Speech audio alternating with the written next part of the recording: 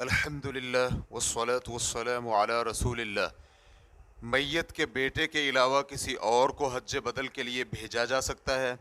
سوال کیا گیا ہے، میرے والد گزشتہ سال فوت ہوئے ہیں، وہ اس سال حج کا ارادہ رکھتے تھے، تو کیا ان کی طرف سے کسی اور کو حج کے لیے بھیجا جا سکتا ہے؟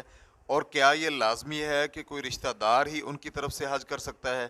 نیز یہ بھی بتلائیں کہ حج میں کی جانے والی قربانی کا کیا حکم ہے؟ کیا وہ قربانی میرے والد صاحب کا نام لے کر ان کی طرف سے کی جائے گی یا پھر جسے حج بدل کے لیے بھیجا جائے اس کے نام سے ہوگی؟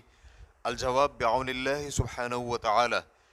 حج کرنے کی استطاعت رکھنے کے بعد کوئی شخص فوت ہو جائے تو اس میت کے وارث کی ذمہ داری بنتی ہے کہ خود اس کی طرف سے حج کرے یا میت کی طرف سے کسی کو حج کروائے، کیونکہ حج کی ادائیگی میت پر قرض ہے اور اس قرض کی ادائیگی تمام قرضوں سے زیادہ ضروری ہے۔ تاہم حج کے لیے لازمی نہیں کہ کوئی رشتہ دار ہی حج کرے، نیز حج بدل کی صورت میں حج تمتع یا قران کی قربانی بھی آپ کے فوت شدہ والد کی طرف سے ہوگی، حج بدل کرنے والے کی طرف سے نہیں ہوگی۔ لیکن اگر حج افراد کیا جا رہا ہے تو پھر اس صورت میں قربانی ویسے ہی واجب نہیں ہے، لیکن ایک صورت ہے کہ اگر حج افراد میں کوئی ایسی غلطی ہو جائے جس سے فدیہ کے طور پر جانور ذبح کرنا پڑے تو یہ الگ بات ہے۔ فتوی الشیخ عبد الکریم الخضیر واللہ تعالی اعلم۔